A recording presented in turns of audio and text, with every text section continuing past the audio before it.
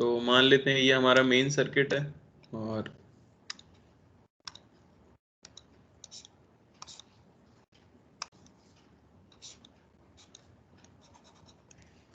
यहाँ एक बैटरी है मान लो 100 वोल्ट की, यहाँ पे 2 ओम का रेजिस्टेंस है, ये पोटेंशियोमीटर वायर है जो कि 8 ओम का है और 10 मीटर का है,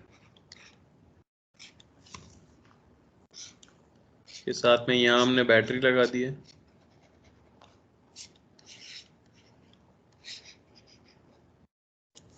ठीक है, बैटरी को बोल देते हैं ये है मान लो कि 40 वोल्ट है ना, ये कुछ आर होगा। तो आपको बतानी है वैल्यू ऑफ नल पॉइंट या null point distance.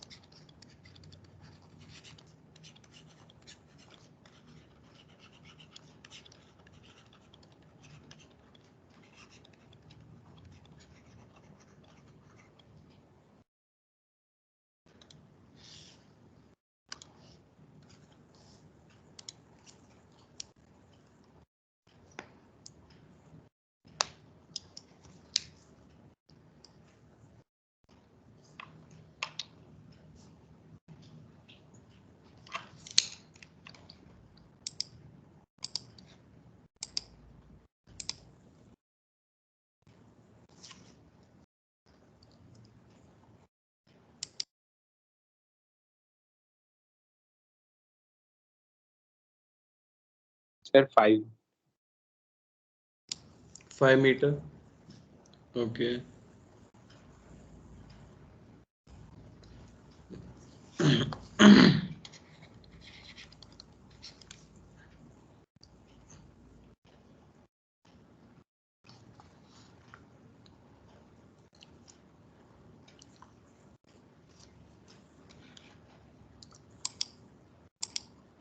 Yes, sir, x equal to 5 meter. 5 meters. हाँ, तो पोटेंशियल ग्रेडियंट मेनली निकालना जरूरी है, पोटेंशियल ग्रेडियंट। तो जैसा कि हम जानते हैं ये आपका ऊपर वाला ब्रांच है इस तरह से, तो इन दोनों पॉइंट्स के बीच का जो डिफरेंस है इसे ए और बी बोल दूं, तो यही पोटेंशियल ग्रेडियंट है। यहाँ आपका 100 ओम है, यही हमारा मेन सर्किट है जिसमें नीचे जो वायर दिया है उसका रेजिस्टेंस आपको 8 ओम दिया गया है। तो 100 वोल्ट करंट निकाल सकते हो, आई की वैल्यू हमें कितनी मिल जाएगी, वो मिल जाएगी 100 अपॉन 10 यानी कि 10 एम्पियर। तो पोटेंशियल ग्रेडियंट जिसे हम mod V A minus V B कह रहे हैं, वो सिंपली हमें मिल जाएगा कितना, 100 माइनस आई इंटू आर, यानी कि प्लस ये माइनस है इधर से चलोगे तो आई है आपका 10 एम्पियर, रेजिस्टेंस 2 ओम यानी कि 80 वोल्ट का डिफरेंस है, अपॉन लेंथ, तो लेंथ हमें दी गई है 10 मीटर, अपॉन 10 मीटर यानी कि 8 वोल्ट्स पर मीटर आपका पोटेंशियल ग्रेडियंट है। अब आप सिंपली ईएमएफ इस potential gradient into null point की डिस्टेंस कर सकते हो। तो ये 40 volt is equal to 8 into L, यहाँ से एल की वैल्यू हमें 5 मीटर मिल जाएगी। तो ये पहले टाइप का एप्लीकेशन था जो हमने कल देखा था। चलो सेकेंड टाइप के ऊपर चलते हैं। सेकेंड टाइप था कंपेयरिंग द ईएमएफ्स।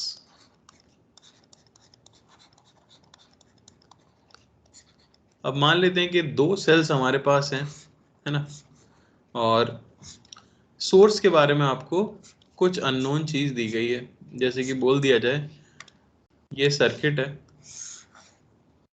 ना, और इस तरह से कुछ, ये आपका सोर्स सेल हो गया वी नॉट।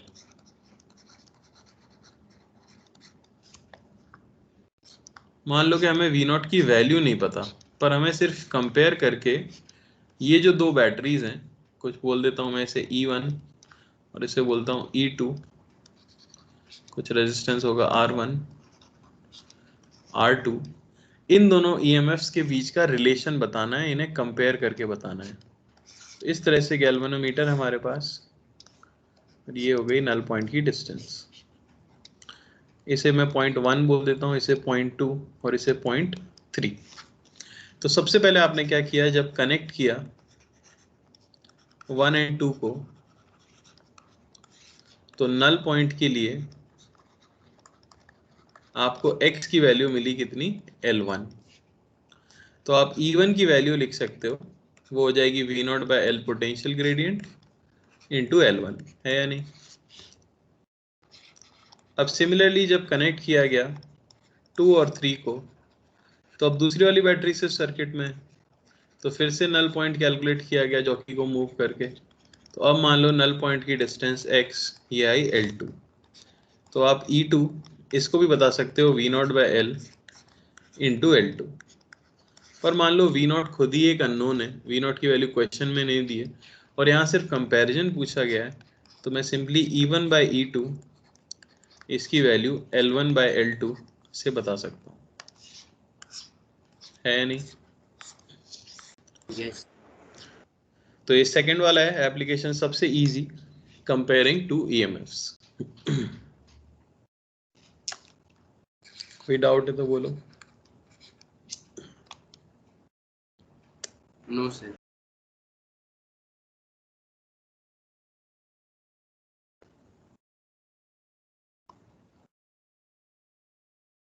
कॉपी हो गया। Yes. ठीक, तो क्वेश्चन देखो कैसा आएगा इसके ऊपर। तो while balancing a 40-volt battery on a potentiometer,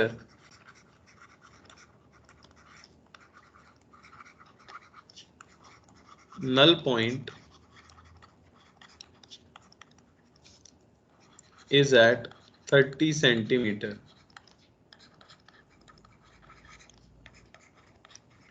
Find the EMF of another cell balanced on same potentiometer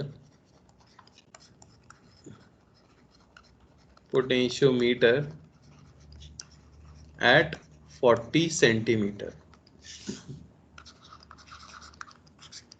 straight forward. तो इसमें सोर्स सेल के बारे में कुछ बताया ही नहीं है आपको।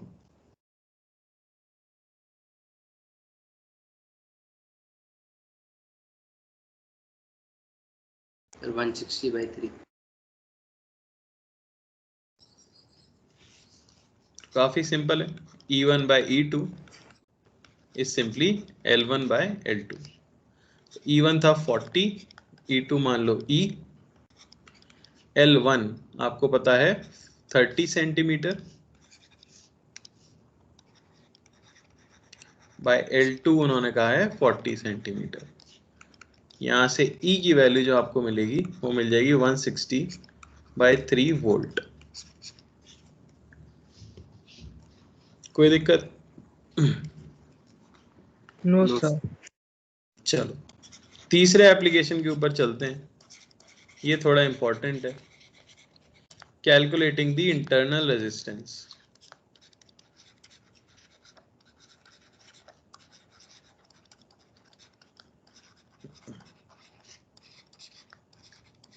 of a cell.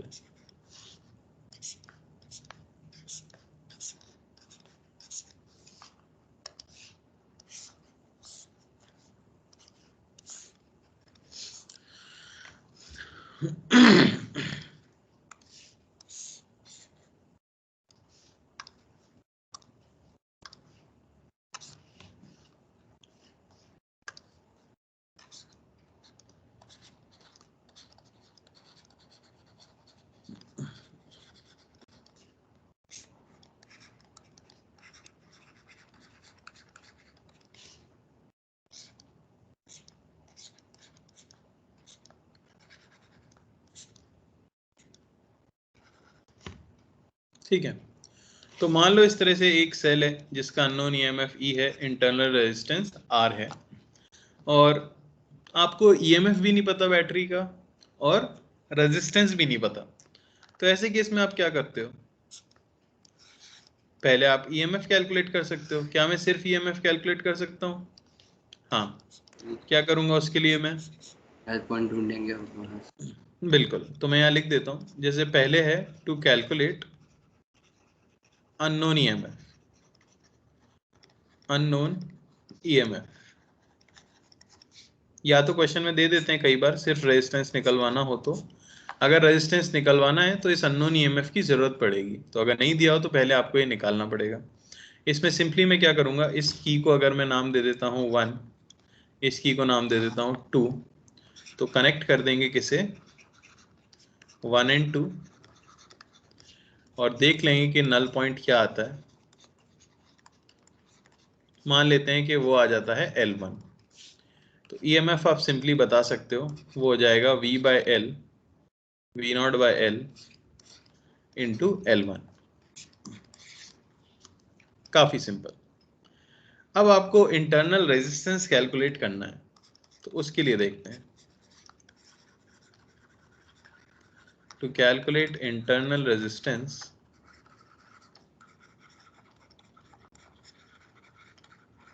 जो कि यहां हमने स्मॉल r लिया है बैटरी का, तो इसके लिए सबसे पहले तो आपको क्या करना होता है, कनेक्ट अ नोन रेजिस्टेंस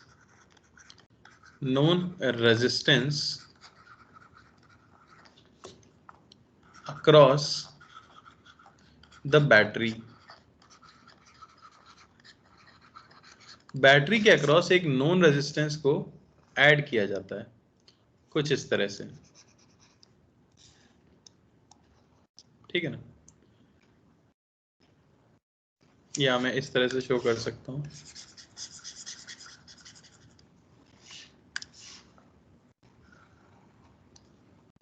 ये अगर आपका 0.3 है और यहां से गैल्वेनोमीटर है जिसको 0.2 कह दें, तो बेसिकली अब आपको क्या करना है, आपको कनेक्ट कर देना है 1, 2 and 3। तीनों को कनेक्ट करने से क्या होगा, ये एक सिंगल पॉइंट बन जाएगा या नहीं बन जाएगा? Yes sir. Yes, sir. बस तो ये नीचे का सर्किट अलग कंप्लीट हो जाएगा। एंड फाइंड नल पॉइंट, और आपको फिर से नल पॉइंट मानना है, निकालना है मतलब। तो लेट अस से नाउ बैलेंस पॉइंट या नल पॉइंट, इसकी वैल्यू आ जाती है L2, ठीक है। तो अब आप ध्यान से देखो, यहां एक पॉइंट को मैं नाम दे देता हूं A, तो ऑब्वियसली ये पॉइंट भी है A, और इसे नाम दे देते हैं P, तो ये पॉइंट भी क्या बन गया है, P। क्योंकि डिफ्लेक्शन गैल्वेनोमीटर में 0 है तो उसके अक्रॉस पोटेंशियल डिफरेंस नहीं आना चाहिए, तो ये पॉइंट भी क्या हो जाता है, P। ओके, तो फ्रॉम मेन सर्किट से अगर निकाला जाए तो मॉड VA माइनस VP की वैल्यू क्या आएगी, वो आ जाएगी potential gradient into L2, yes. है या नहीं, पोटेंशियल ग्रेडियंट इंटू L2। अब निकाल लेते हैं from circuit below, from circuit, इसे एक्सटर्नल सर्किट भी कह दिया जाता है क्योंकि ये मेन सर्किट नहीं है, ठीक है। तो एक्सटर्नल सर्किट अगर मैं ड्रॉ करूं तो ऐसा कुछ है,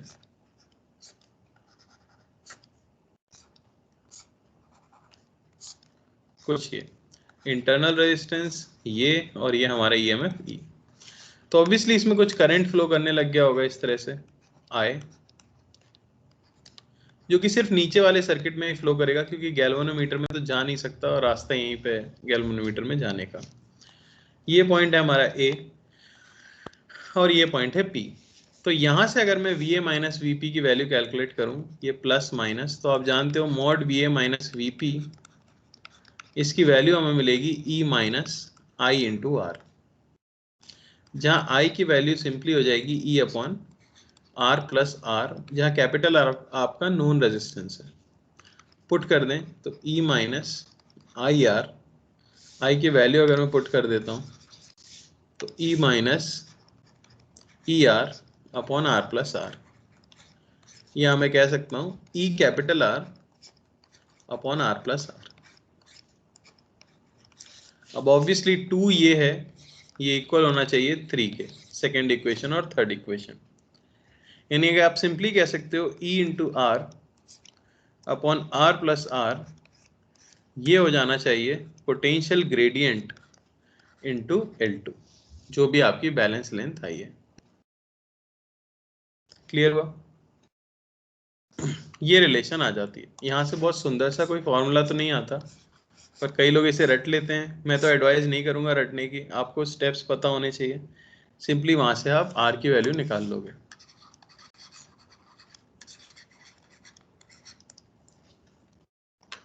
पूरा प्रोसेस समझ आया? Yes. Yes, sir. एक एग्जांपल देखेंगे तो तरह क्लियर हो जाएगा।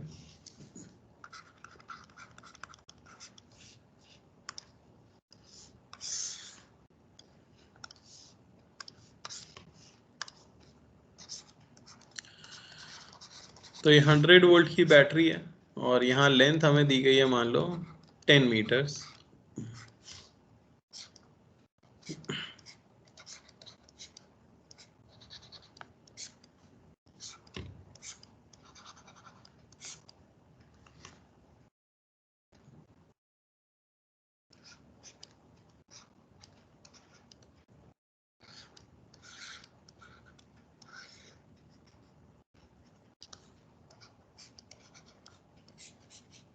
ठीक है, कुछ इस तरह का सिचुएशन है।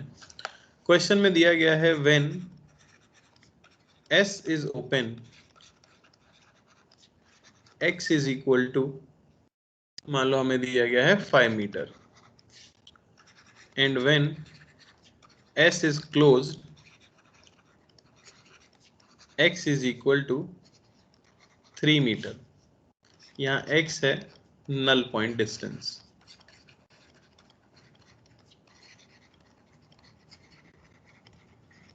तो आपसे बोला जाता है फाइंड E कॉमा R। ये मैं ले लेता हूं कुछ 4 ओम। क्वेश्चन क्लियर हुआ? Yes. सर सॉल्यूशन देखो। हाँ सर एक बार इसका वर्किंग वापस एक्सप्लेन कर सकते हैं, मैं बीच में डिस्कनेक्ट हो गया। अभी देख लो वर्किंग। क्वेश्चन ये है, तो इसमें मैंने क्या किया है, आप अगर देखो सर्किट तो बस एक ये एक्स्ट्रा रेजिस्टेंस बाहर जोड़ दिया है या नहीं, जो कि नॉन रेजिस्टेंस है, उसको मैं कुछ भी ले सकता हूँ 4 ओम 5 ओम। तो सबसे पहले तो सोच के देखो, उन्होंने कहा है स्विच एस इज ओपन। अगर स्विच एस ओपन है तो क्या इस 4 ओम का कोई भी यूज है सर्किट के No, अंदर? sir. नहीं। नो तो S इज ओपन, अगर स्विच S ओपन है तब उनका नल पॉइंट आया 5 मीटर पे। अच्छा, सबसे पहले तो मैं पोटेंशियल ग्रेडियंट निकाल लेता हूँ। 100 वोल्ट 10 मीटर लेंथ, तो 100 वोल्ट बाय 10 मीटर, यानी कि 10 वोल्ट पर मीटर आपका पोटेंशियल ग्रेडियंट है। इस समय बैलेंस कौन हुआ होगा? इस समय बैलेंस हुई होगी बैटरी, क्योंकि स्विच एस तो ओपन है। तो बैटरी का जो Yes. ईएमएफ आ जाएगा, ईएमएफ की वैल्यू सिंपली हो जाएगी पोटेंशियल ग्रेडियंट 10 और इनटू नल पॉइंट की डिस्टेंस जो कि दी गई है 5 मीटर, यानी कि 50 वोल्ट ये बैटरी का ईएमएफ है। ये क्वेश्चन हमने टाइप 1 में किया था। इसमें किसी को कोई डाउट? No, sir.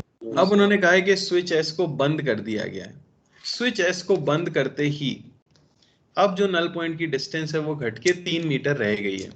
तो उसका कारण क्या है? उसका कारण है कि जैसे ही आपने स्विच एस को बंद किया तो इस नीचे वाले सर्किट के अंदर करंट फ्लो होना शुरू हो जाएगा।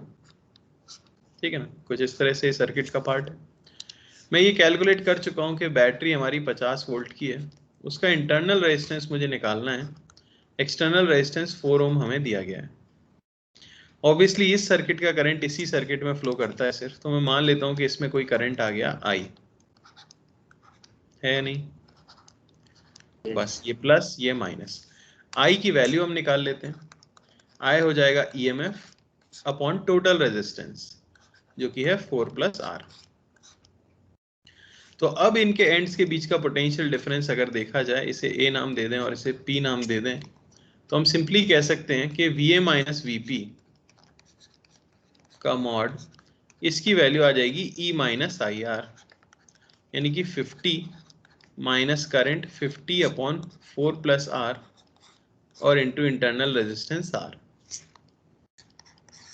साथ ही साथ बोला गया है कि बैलेंस लेंथ अब हो गई है 3 मीटर। तो फ्रॉम मेन सर्किट में ये बता सकता हूं, मेन सर्किट से mod V A minus VP क्या होना चाहिए, वो होना चाहिए पोटेंशियल ग्रेडियंट इनटू जो भी बैलेंस लेंथ आई है। पोटेंशियल ग्रेडियंट 10 है, बैलेंस लेंथ 3 मीटर आई है, यानी कि 30 वोल्ट। इन्हें हम इक्वेट कर देंगे, 1 इज इक्वल टू 2। यहाँ से आपको मिल जाएगा 50 minus 50 R upon 4 plus R, इसकी वैल्यू होनी चाहिए 30। या हमें मिल जाएगा 20 is equal to 50 R upon 4 plus R. ठीक है, सिंपली सॉल्व करोगे, यहाँ से आपको मिलेगा 8 प्लस 2 आर, ये होना चाहिए 5 आर, या आर की वैल्यू आपको मिल जाएगी 8/3 ओम। ये बैटरी का इंटरनल रेजिस्टेंस है। ये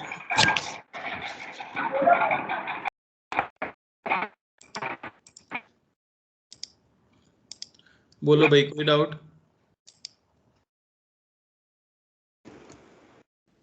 नो सर हाँ बोलो, जिसने डाउट है।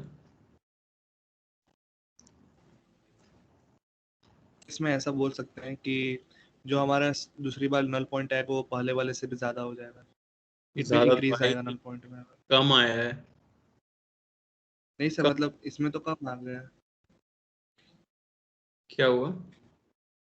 मतलब सर ऐसा हम कुछ जनरलाइज कर सकते हैं कि इंटरनल रेजिस्टेंस जो रेजिस्टेंस कनेक्ट किया है उसके डिपेंड करने से कह सकते हैं कि नल पॉइंट आगे जाएगा या फिर पीछे जाएगा। नल पॉइंट हमेशा कम ही होगा, क्योंकि पहले पोटेंशियल डिफरेंस ई था और अब हमेशा ई माइनस आई आर होगा, तो कुछ ना कुछ उससे कम ही होना चाहिए। तो जब पोटेंशियल यस डिफरेंस सर। उससे कम हो रहा है तो बैलेंस लेंथ भी कम ही होनी चाहिए। Okay sir. और कोई डाउट किसी को? No sir. नो चलो ट्राई करो एक क्वेश्चन।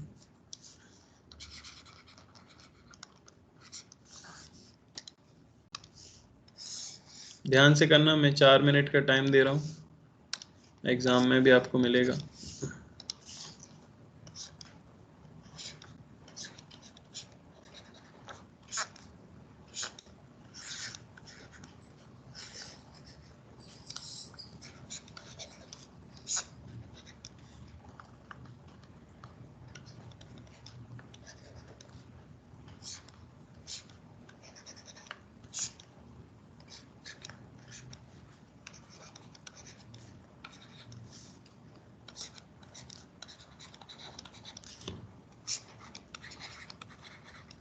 ठीक है, तो सबसे पहले आपसे बोला गया है S इज ओपन, तब X की वैल्यू जो हमें मिलती है, X की वैल्यू ये मिलती है 6 मीटर, और दूसरे केस में S इज क्लोज्ड, तो X की वैल्यू हमें मिल जाती है यहाँ से 5 मीटर। X है नल पॉइंट डिस्टेंस,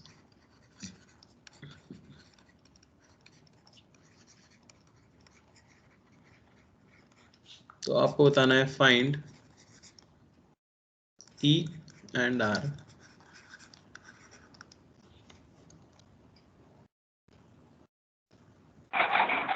सर वो मैं नेट से लगा दी, तो वो मैं पूछ रहा था कि वो ऊपर वाले में ऐसे करंट से कुछ होने से फ्लो करेगा, तो ऊपर से क्यों नहीं आएगा?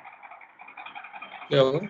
तो बी में सर करंट से वहाँ पर ही क्यों फ्लो करेगा, मतलब कहाँ जाएगा तुम्हारा करंट? डिवाइड इस क्यों नहीं होगा मतलब ऊपर से? इसमें तो जा नहीं सकता, बोला है गैल्वेनोमीटर में करंट नहीं है क्योंकि डिफ्लेक्शन 0 है। और क्योंकि ये बोला है ना नल पॉइंट आया है, यानी इसमें तो करंट जा नहीं रहा, इसमें नहीं जा रहा, तो ऐसा तो नहीं है इसमें जा सकता यहाँ है, से वरना घूम के कहाँ से आएगा? क्योंकि ब्रांच से जो भी करंट जाता है उसे वापस तो आना ही पड़ता है ना। Yes sir.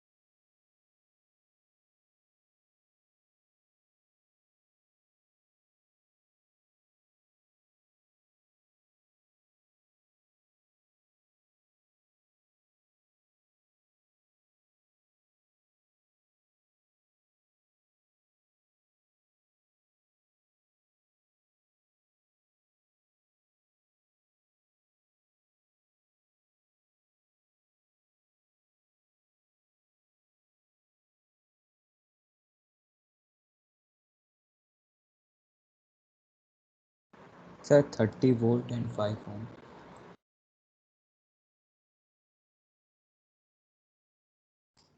क्या है 30 वोल्ट और 5 ohm. 1 ohm है 1 ओम है? 1 ohm. 1 ohm है सर जमाना है। 1 ohm आएगा। देख लेते हैं।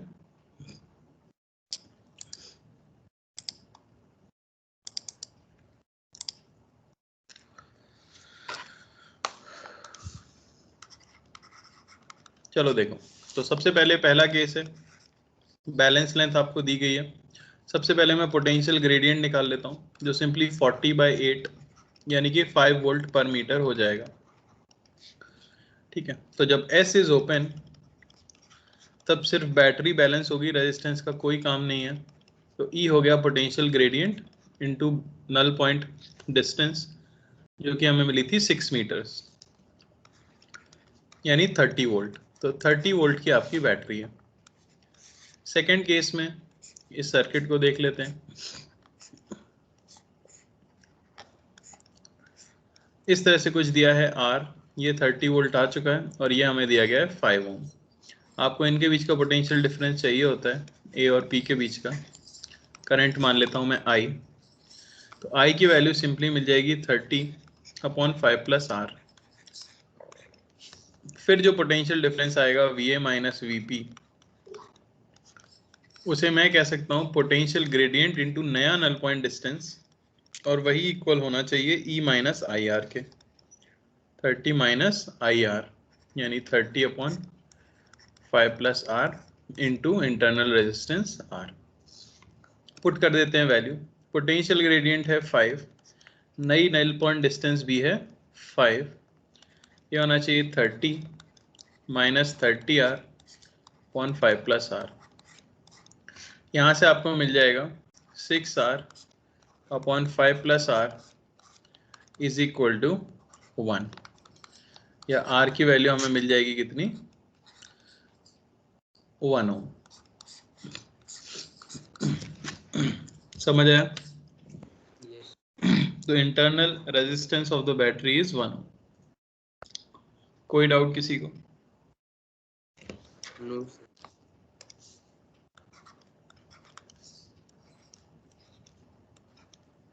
सिंपल है।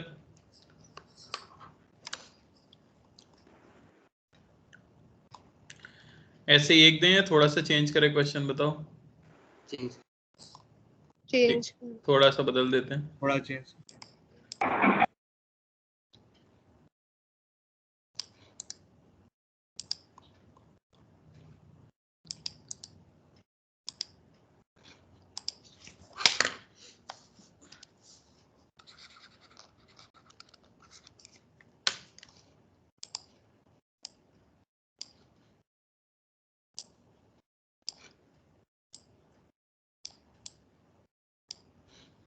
ठीक है, तो मान लो मैं ये दे देता हूँ 100 वोल्ट, और यहाँ इसका कुछ इंटरनल रेजिस्टेंस है, ये हम ले लेते हैं कुछ 8 ओम। ठीक है, और यहाँ जो वायर है 8 मीटर का है और रेजिस्टेंस है उसका 12 ओम। ओके, यहाँ हमने मान लो लगाया है 1 ओम का रेजिस्टर। ठीक है, शुरुआत में जो बैलेंस लेंथ आती है वो आपकी आ जाती है 5 मीटर, और फिर ये लेंथ आ जाती है कुछ 2 मीटर। तो ई और आर की वैल्यू क्या होगी?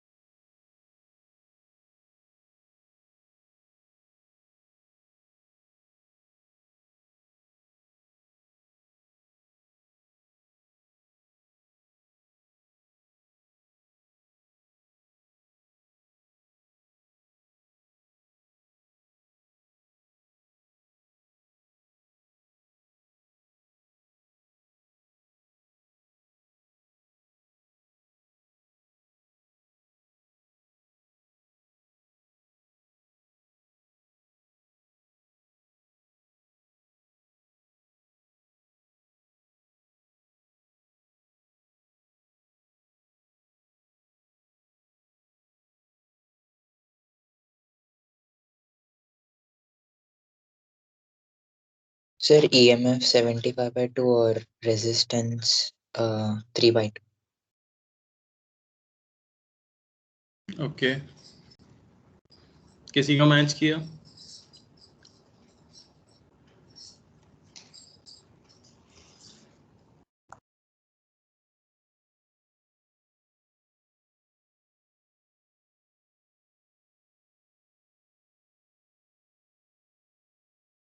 सर EMF 75/2 और resistance. Yes, yes, EMF 75/2. Okay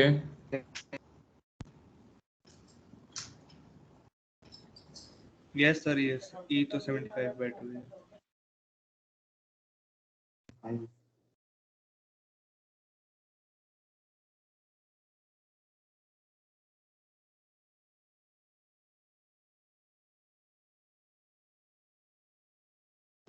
देख लेते हैं। तो जब S इज ओपन, या उससे पहले सबसे पहले मैं पोटेंशियल ग्रेडियंट निकाल लेता हूं। तो मेन सर्किट अगर देखा जाए,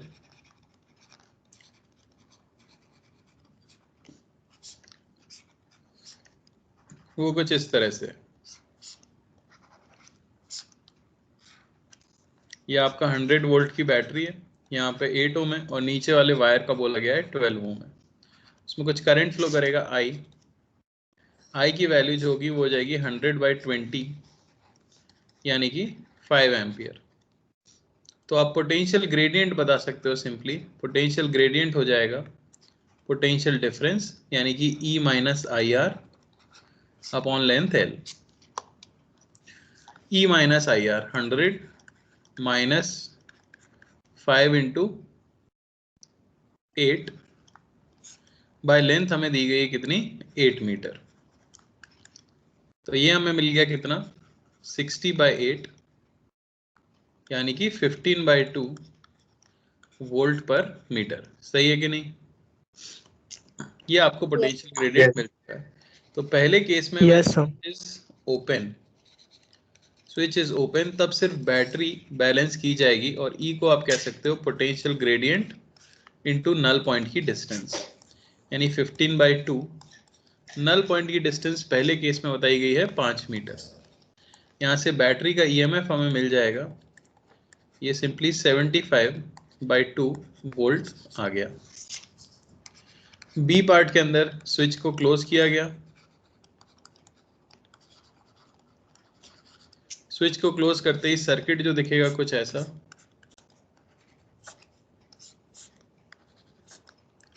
यहाँ पे हमारा एक्सटर्नल रेजिस्टेंस 1 ओम दिया गया है, इंटरनल रेजिस्टेंस कुछ R होगा। EMF हम निकाल ही चुके हैं 75/2 वोल्ट। कुछ करंट फ्लो करेगा I, ऐसा मान लेता हूं मैं। ये पॉइंट A हो गया और ये P, तो VA माइनस VP, इसकी वैल्यू सिंपली हम लिख सकते हैं पोटेंशियल ग्रेडियंट इनटू नई balance length L2। Potential gradient 15/2 है और नई बैलेंस लेंथ जो है वो है हमारी 2 मीटर, यानी ये मिल गया 15 वोल्ट। यही होना चाहिए क्या, E माइनस आई आर।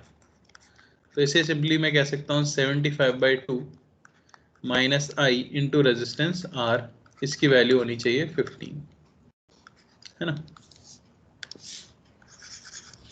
दोनों को कंपेयर कर देते हैं। यहाँ से मिलेगा 75/2 माइनस करंट हो जाएगा 75/2 upon R+1 into resistance R, ये हो जाना चाहिए 15। ठीक है, यहाँ से आपको मिलेगा 75/2 इंटू R+1, ये हो जाएगा हमारे पास 45/2, है कि नहीं। 2 से 2 कट गया, 75 आपको मिलेगा 45R प्लस 45, है ना। कुछ यहाँ पे गड़बड़ हुई क्या? No, सही है। तो यहाँ से R की वैल्यू आपको मिल जाएगी कितनी, 1.5. 45। 45 है। नहीं, sorry. सही. Right, sir, सही. ये आ जाएगा हमारे पास कितना, 6/9, 1/2 6/9 यानी कि 2/3 ओम, 2/3 ओम। ये हमारा आंसर। ये सबसे डिफिकल्ट क्वेश्चन है जो पोटेंशियोमीटर पे बन सकता है, क्योंकि इसमें मेन सर्किट में भी रेजिस्टेंस आ गया और एक्सटर्नल रेजिस्टेंस भी आ गया, बैटरी का EMF भी निकाल दिया और इंटरनल रेजिस्टेंस भी निकाल दिया। कोई दिक्कत किसी को? No sir. ठीक है, मैं आपको आज प्रैक्टिस के लिए कुछ क्वेश्चंस भी दूंगा असाइनमेंट के फॉर्म में, वो आप संडे तक सबमिट कर देना। इन्हीं के ऊपर होंगे, मीटर ब्रिज और पोटेंशियोमीटर के ऊपर कुछ क्वेश्चंस, ठीक है, जैसे कि आते हैं एग्जाम्स में उस टाइप के। सर हाँ सर आप आज पोटेंशियोमीटर में कल क्वेश्चन पूछा था कि वेरिएबल रेजिस्टेंस हो तो कैसे करना है, तो आप आज कराने वाले थे। चलो कर लेते हैं एक क्वेश्चन वैसा भी।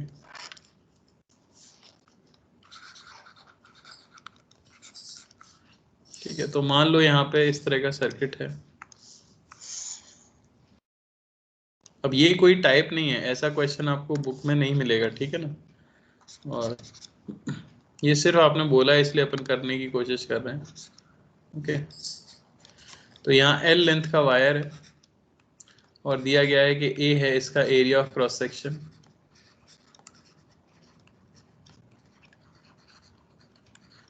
ओके, और यहाँ दिया गया है कि रो, इसकी वैल्यू है रो नॉट एक्स, जहाँ इसको हम मान रहे हैं x इज इक्वल टू 0 और इस तरह से x एक्सिस पे आगे बढ़ता जा रहा है। इससे मैं कह देता हूँ v नॉट है इसका पोटेंशियल। ओके, यहाँ हमने एक अननोन EMF की बैटरी ले ली है, कुछ इंटरनल रेजिस्टेंस, गैल्वेनोमीटर, और यहाँ है हमारी चौकी।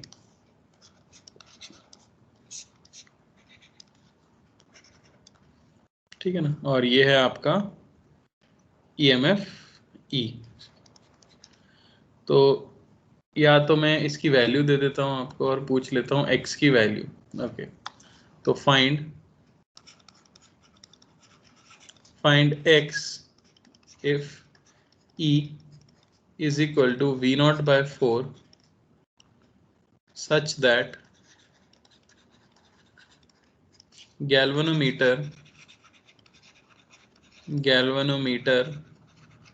shows no deflection।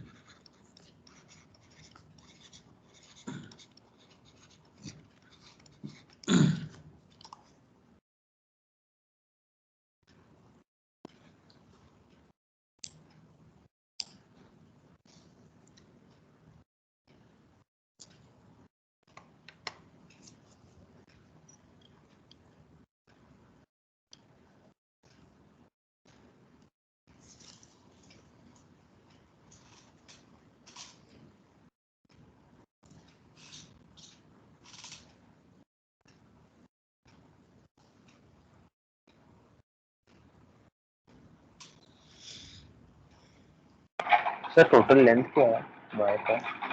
Total length L दिया ना बेटा, लेंथ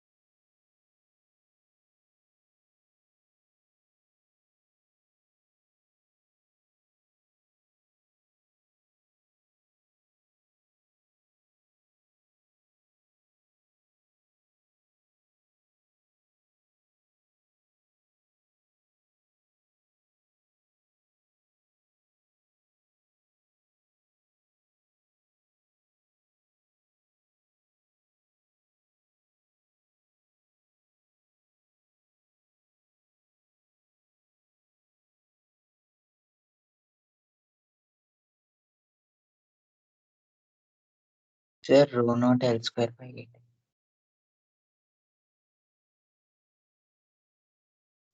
ओके, और किसी का मैच किया? सर बस एक एक मिनट सर। आराम से 2-3 मिनट का टाइम दे रहा हूँ मैं, आराम से करो।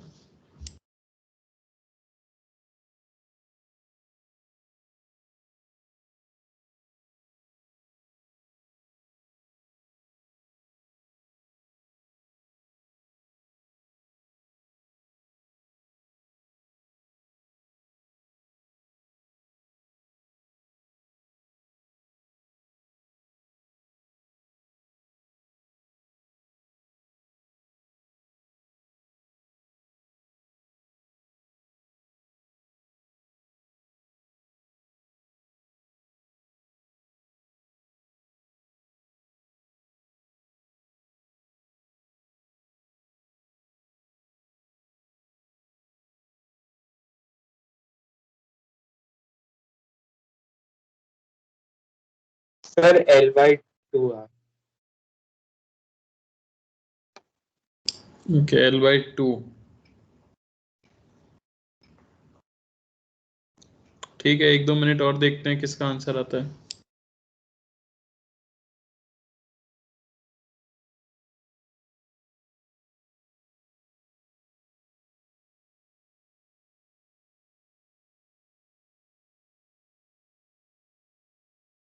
Sir L/4।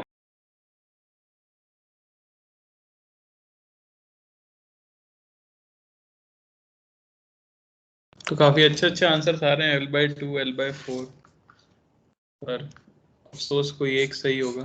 सर L/2 ही आ रहा है। तो मेन तो पहले इस AB वायर को देख लेते हैं। सर L/4 आया। चलो देख लेते हैं। x = 0। सबसे पहले मुझे पोटेंशियल ग्रेडियंट चाहिए। हालांकि उसकी यहाँ पे काम करेगा क्या पोटेंशियल ग्रेडियंट वाला काम? सर नहीं करेगा। No sir sir. क्योंकि यहाँ पे लीनियरली फ्लो नहीं करता, लीनियरली पोटेंशियल चेंज नहीं हो रहा क्योंकि रो वेरिएबल है। सबसे पहले मैं रेजिस्टेंस निकालता हूँ वायर AB का।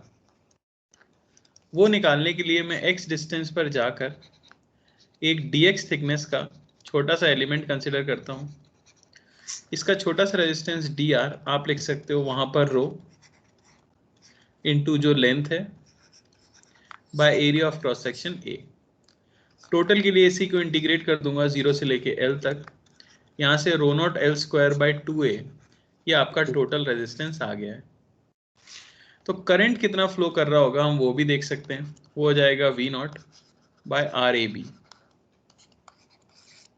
क्लियर है सभी को? Yes sir. Yes sir. अब बस ऐसा सोच के देखो कि जब भी नल पॉइंट आएगा, ठीक है, इस पॉइंट को P नाम दे देता हूं मैं, तो एट नल पॉइंट हम ये कह सकते हैं कि यहाँ हमारा वायर है AP और नीचे यहाँ हमारी बैटरी इंटरनल रेजिस्टेंस, यहाँ गैल्वेनोमीटर और वो कनेक्टेड है P से। तो VA माइनस VP दोनों रास्तों से क्या आना चाहिए? सेम ही आना चाहिए बेसिकली। ये रेजिस्टेंस R हो गया, ये E हो गया आपका, है ना। तो आप तो ऐसा मान लो कि ये डिस्टेंस आती है कुछ X, है ना। तो इसका रेजिस्टेंस कितना होगा?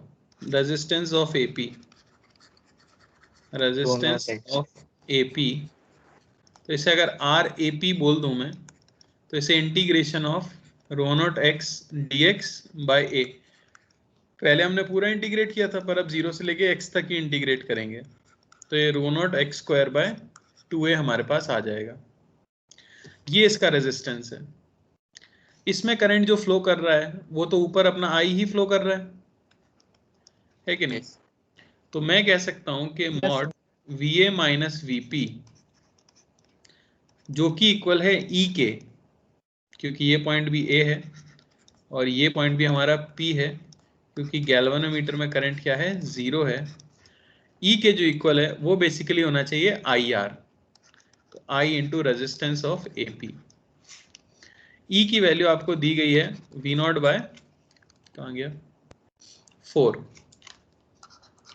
ये होना चाहिए I, यानी V0 by resistance of AB, ये कितना हो जाएगा? Rho naught L square by 2A। Into resistance of AP जो कि है rho naught x square by 2a। समझ आया? यस यहां से कटने के बाद आपको क्या वैल्यू मिल जाएगी x की? x अगर आप देखते हो तो वो मिल जाता है आपको L/2। L/2 यानी हाफ डिस्टेंस जाने पर पोटेंशियल में ड्रॉप 1/4 आया है। जबकि अगर लीनियर होता तो आंसर L/4 होना चाहिए था कि नहीं होना चाहिए था? क्योंकि 1/4 ड्रॉप के Yes, लिए sir. आपको 1/4 डिस्टेंस ही चलना पड़ेगा, पर यहाँ वेरिएबल रो होने की वजह से हमने इस तरह से किया है। ठीक है,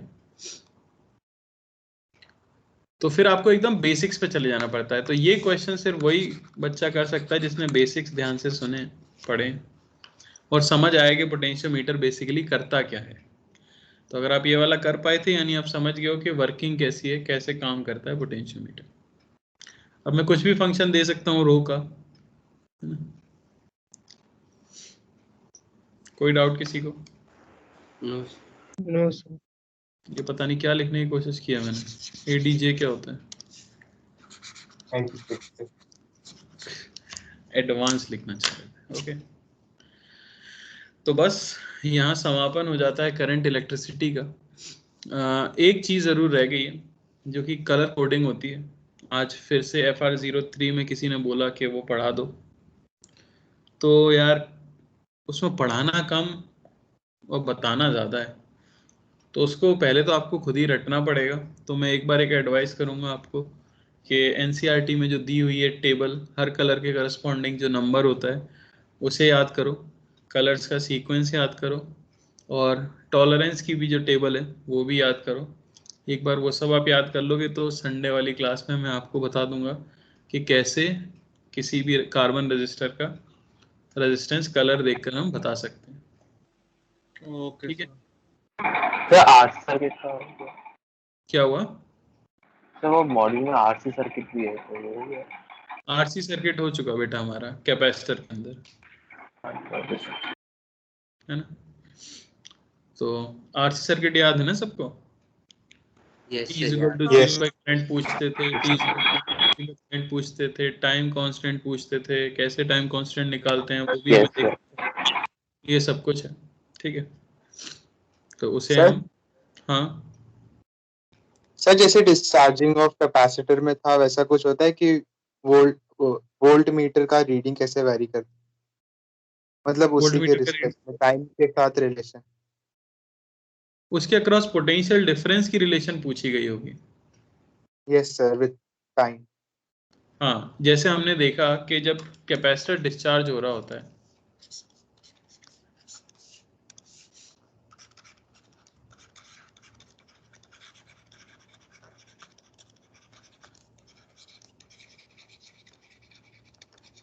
ठीक है ना, तो जब कैपेसिटर डिस्चार्ज हो रहा होता है तो देखो क्या होगा, आपके पास एक अच्छा खासा चार्ज कैपेसिटर होगा और इसे डिस्चार्ज करने के लिए एक बैटरी होगी, सॉरी एक रेजिस्टेंस होगा, है ना? कैपेसिटेंस ही बोल दूं, ये प्लस माइनस अगर मैं बोल देता हूँ, तो हमें पता है कि Q as a function of time ये आता है Q मैक्स e की power minus T by tau, यानी करंट चार्ज इस तरह से वेरी कर रहा होता है। और सिमिलरली जो करंट है इन द सर्किट, अगर मैं उसे I कह देता हूँ, तो सर्किट के अंदर करंट ये भी आ रहा होता है I मैक्स e की power minus T by tau, है ना? तो हो सकता है वो आपसे पूछ लें कि voltage across the capacitor time के साथ किस तरह से वेरी कर रहा है, क्या यही पूछ रहे हो क्या तुम? यस सर, आपके क्वेश्चन पे बेस्ड। अच्छा, तो वोल्टेज अक्रॉस कैपेसिटर अगर लिखना हो तो आपको पता है क्या होता है V, ये होता है Q/C, है कि नहीं? यस तो वोल्टेज को आप सिंपली क्या कह सकते हो, Q/C यानी कि Q max by C e की power minus T by tau. Q max होता है CV0 अपॉन C e की power minus T by tau, तो V भी आपको क्या मिल जाएगा, V0 e की power minus T by tau. तो वोल्टेज इस तरह से वेरी कर रहा होगा।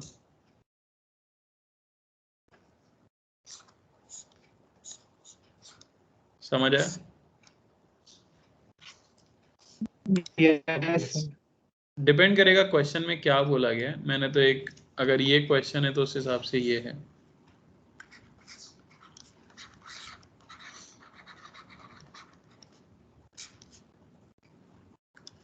वरना अगर कुछ और पूछा है तो आपको उसकी इक्वेशन बना के निकालना पड़ेगा। क्लियर हुआ क्या? यस। क्या पूछ रहे थे? यही पूछ रहे थे कि ऐसे ही यस सर बोल दिया? नहीं सर, मतलब वो क्वेश्चन लंबा था, वो मैं आपको भेजता हूँ। ठीक है, ठीक है, क्वेश्चन में देख लूंगा। ओके चलो। सर आपने force on dielectric slab placed between the plates पढ़ा है? क्या बेटा? Sir force on a dielectric slab. Force on a dielectric slab. Yes.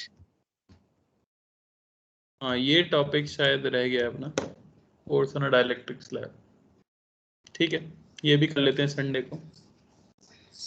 ठीक है ना? एक हाँ सर 2 वायर स्लाइडिंग कांटेक्ट में जुड़े, उसका मतलब क्या है? कुछ नहीं, स्लाइड हो सकते हैं, उनका कांटेक्ट पॉइंट फिक्स नहीं है। ये एक वायर है और एक दूसरा वायर उससे अगर जुड़ा हुआ है तो ये डिस्टेंस चेंज हो सकती है, बेसिकली बढ़ सकती है, घट सकती है, अगर ये वायर स्लाइड कर सकता है तो। समझ आया?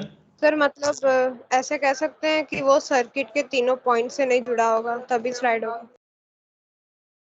ये सब सोचने की जरूरत नहीं होती उसमें। क्या तीनों पॉइंट से नहीं जुड़ा होगा? मतलब ऐसा हो सकता है कि एक, क्या बोलूँ मैं, ये जैसे वायर है और इसके ऊपर आपने एक स्लाइडिंग वायर ऐसे लगा दिया है, ठीक है ना, तो पूरी तरह से स्लाइड कर सकता है दोनों साइड्स पे, बस कांटेक्ट में है।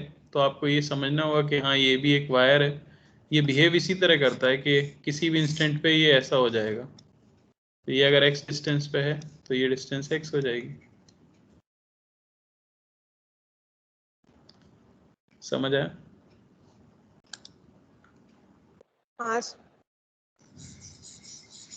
जो डाउट हो आप मुझे वो डाउट बता देना, मैं देख लूंगा।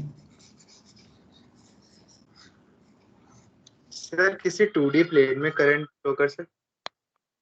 2D प्लेन में यस। हल्की सी थिकनेस उसको दी जाएगी, ऑल्दो थिकनेस को नेग्लिजिबल मान सकते हैं।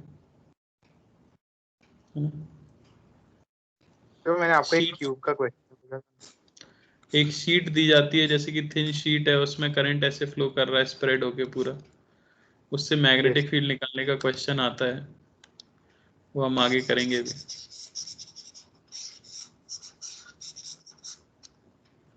ओके, और कुछ?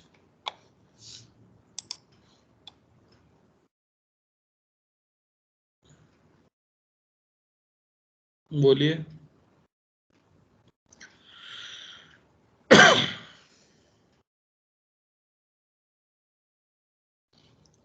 ठीक है, तो संडे को फिर आगे कंटिन्यू करते हैं। एक तो फोर्स ऑन डाइलेक्ट्रिक स्लैब का एक फॉर्मूला बाकी है ना, और कुछ तो है नहीं, और भी मैं देख लूंगा कुछ, अगर छोटी मोटी चीज बाकी होगी तो वो भी हम कवर कर लेंगे। डिस्कशन तो करना ही है, मेन संडे वाली क्लास डिस्कशन के लिए ही है। फोर्स ऑन अ प्लेट के लिए तो मुश्किल से 10 मिनट भी नहीं लगेंगे, 5 मिनट का फॉर्मूला है ना, एक डिफरेंशिएशन करना होता है, आंसर आ जाता है, तो एक वो फॉर्मूला लिखाना है बस। बाकी मेनली जो डिस्कशन आपको बोला था वो करेंगे। एक असाइनमेंट मैं आपको दे रहा हूँ, कुछ 10-15 क्वेश्चन होंगे वो मीटर ब्रिज और पोटेंशियोमीटर के, तो उनको कर लेना। वैसे ही क्वेश्चन जनरली आते हैं, ओके तो उनको डिस्कस कर लेंगे। ओके, सर आपने figures ओके वाला सर। भी बोल। यस क्या हुआ? सर 3D फिगर्स में रेजिस्टेंस निकालने वाला भी बोला था आपने। 2-3 और फिगर्स करेंगे। 2-3 और ढूंढने पड़ेंगे यार, वो आते नहीं है कभी एग्जाम में, देखना बहुत रेयरली, वो कभी बहुत पहले आया होगा। 3D में क्यूब ही आता है, उसका डायरेक्टली पूछा जाता है मेंस वगैरह में, बाकी इतना कुछ है चैप्टर में पूछने के लिए। 3D में आपको एक चीज याद रखनी होती है, जब आप उसे 2D में कर, चलो उसके लिए भी डिस्कशन कर लेंगे अपन संडे को। Okay yes.